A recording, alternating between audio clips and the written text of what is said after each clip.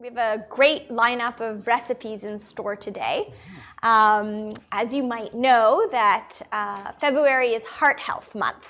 Okay, so celebrating both foods and ingredients that help our heart and soul. But we're also going to focus on boosting energy. So this time of year is that time where it's kind of sluggish, you might feel tired, along with everything that's going on during treatment or maybe even after. So we're going to focus on specific ingredients that both are helpful for heart health, so focusing on sodium, healthy fats, and fiber, but also ones that help boost energy. So yeah, let's get started. Yeah. So the first one is a soup. And you know, a lot of times when we think about making that soup, we use, you know, chicken broth or vegetable broth that might be store-bought. And this tends to be high in sodium. And that's one of the things that when you're looking at heart health may sometimes increase your blood pressure. Okay, and although we need sodium, right, because that helps with the balance of water hydration in the body, too much of the sodium, which is found in salt, could increase blood pressure, which causes hypertension, which can cause heart disease. So that's one of the risk factors. So we've kind of taken a spin on using the broth and chosen a different type of ingredient to reduce that sodium. Yeah, for sure. It's a great recipe. I've really stripped it down to only a few ingredients. So this is a really, really simple soup recipe. You can definitely take this into whatever direction you want with some different flavors or ingredients. But we really want to focus on sweet potato, and we want to focus on this nice alternative to a regular stock. So the first thing I'm going to get to actually is the sweet potato. It's one of those ingredients. I mean, they're delicious. Who likes sweet potato? Yeah, all right. From that audible response, I'm guessing you really like it. Yeah. They're delicious.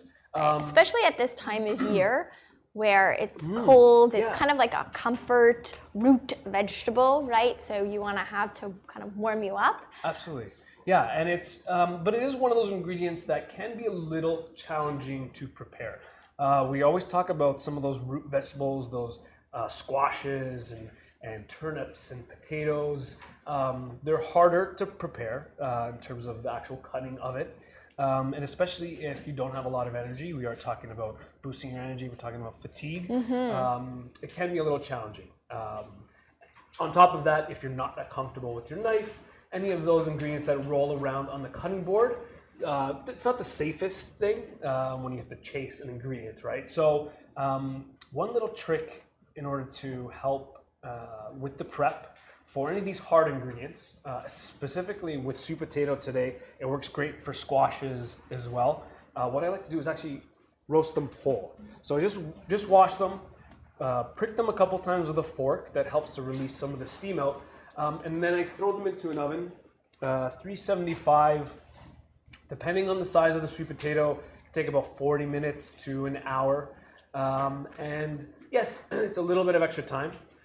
You can do this in the microwave as well. I've done it in the microwave, and again, depending on your microwave, it might take like 6 minutes to 10 minutes. It shouldn't take much time at all, but it's a great way to soften the sweet potatoes. It part cooks it, so it does a lot of the work for you. So these are sweet potatoes. I've done nothing to them other than put them on the pan and just poke them a couple of times. But at this stage, they're super soft. I don't even need a knife. Like I could just break this open, and that amazing orange sweet potato inside is already done. It's softened, it's cooked. You're gonna get some of this natural, almost like sweet potato sap or syrup that comes out of it. It's really, really tasty. And it's one of those ingredients that, again, you don't have to add much at all. So, you know, we're talking about sodium and salt, and additional salt to add a lot of flavor. Yeah. If you're working with ingredients that already have a ton of flavor, then you really don't need to do much to it, right? And just to add, most Canadians actually are getting too much sodium. And when we look at where they're getting this salt from, it's mostly from packaged or processed foods or in restaurants. So another reason as to why it's really important to prepare the meals and cook them for yourself is because you have that control on what's going into it. So the recommended amount is 2,300 milligrams a day of sodium. And obviously that might be difficult if you're not reading labels and such. But a good way to kind of look is to check out that label. And what I always like to say is you look at the % daily value on the food label. The serving size gives you that indication as to what it is. So if it's a half a cup or 1 cup, etc. And just making sure that you're getting 15% or less per portion is a good gauge. So anything over 15% daily value is considered high. Anything 5% or less than 15% is considered low. Okay. Now, mind you, these have cooled. I would suggest you do the same. There's a reason why they call it hot potato, especially when that sap is coming out. It can be really hot. So let them cool, and then you can see the jackets come off really easily. These are delicious as well. There's no reason that you have to throw this out. You can actually blend it in through the soup. Just cut the ends off because the ends are a little woody, those little stems. But for today, for this soup, I'm just gonna go with the inside, and I'm going straight into the blender to puree it. Again, it's super simple. This is a great technique to do some prep in advance. So we call it meal planning. Sometimes if, I don't have the hours to do this often. So maybe if it's once a month, maybe it's that Sunday or that weekend, throw like 20 potatoes on, especially if you like sweet potatoes, onto a baking tray. The exact same thing with squash. So I do this with butternut squash. Again, just wash the outside, prick it with a fork. You don't have to do anything. It softens up beautifully, and the inside is already part cooked. So all you have to do at this point, if you're not using it, is stick it in a freezer bag into the freezer, and you're good to go. And you already have cooked, delicious sweet potato that you can, from the freezer, you can add to soups. You can throw it into sauces to sort of bulk up sauces. Yeah. There's a lot of great things you can do with it. Yeah. So, sweet potato into the blender, and then for our liquid, we're subbing out the stock, and we're going for an ingredient you probably wouldn't normally see in a soup, but it's a great trick that I actually learned from a food writer, Yijin Lo, who uses coconut water, and it was a trick that he learned from his mom, who had to sub out the traditional meaty broths for his sister, who was vegetarian or vegan. And she subbed in coconut water. Coconut water has a higher potassium level. So it actually brings this richness to a soup that you wouldn't normally think of, right? Yeah. It's a very interesting substitution for stock. Yeah. And so that's what we're using today.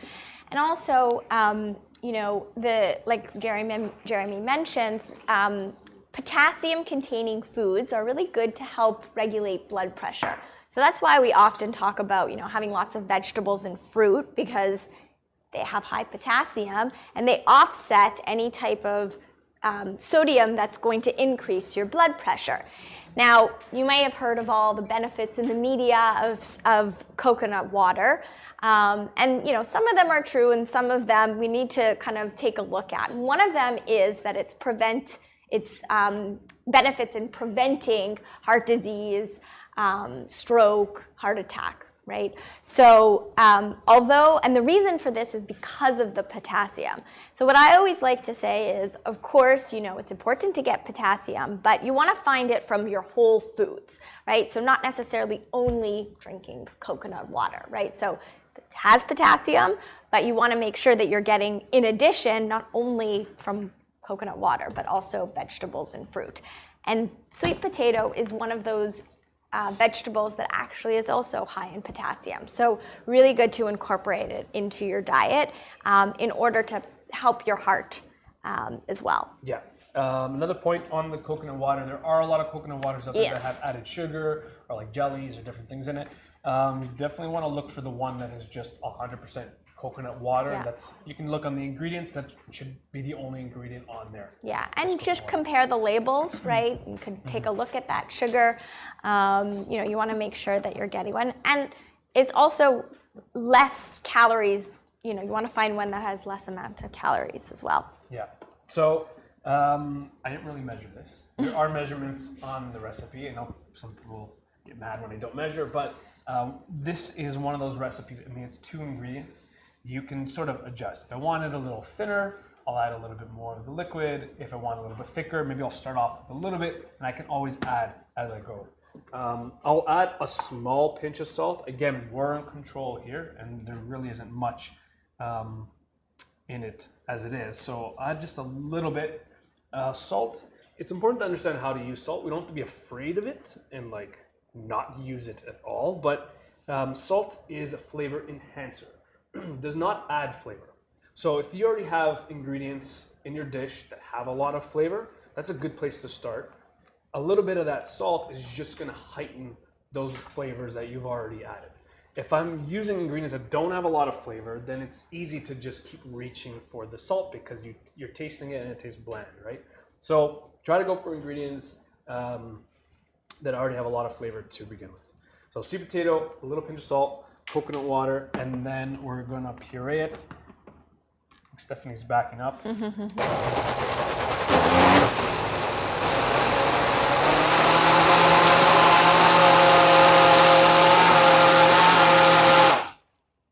my blender's working harder and harder.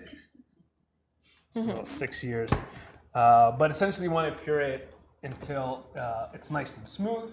Or if you like it a little bit chunky, I mean, it's completely up to you. Really, really simple. And it's ready to eat. If you want it nice and hot, you just warm it up at that stage. You can even have it cold. Yeah, and then the other thing is that your any type of fluid, right, is helping with hydration. And being properly hydrated is one thing that definitely helps boost your energy. So if you're feeling fatigue, you know, tired, not having enough energy, kind of ask yourself, you know, have I been drinking enough throughout the day? Am I getting enough fluids? And a lot of times we think of water. Water's the thing to go to. But the good thing is that it doesn't only have to, your hydration or the fluids don't only have to come from water. Soups, smoothies, juices, any type of milk or their alternatives like almond milk or soy milk can be an alternative to water and does count as the fluid that you need in a day. Approximately, let's say 2 liters throughout the day. So, you know, although it's not scorching hot outside and you're not sweating, definitely important to keep hydrated, sometimes even more so during these cold temperatures outside. Yeah, I love that point because I'm not a big water drinker. So when Stephanie always talks about soup counts too, then I'll try to load up on that side of it. But that's it. So, you know, plated it, and then, again, this is a very, very simple soup. There's no protein in here, so I mean, if you're using this more of a main meal, you could probably just add whatever protein you like on top. I'm adding some seeds to this, so I have, this is just like some chia seeds and hemp seeds, a little bit of sunflower seed that I'll just sort of crumble on top. I mean, it's really up to you to sort of, you know, garnish it with whatever you like, but that's it. Really, really simple.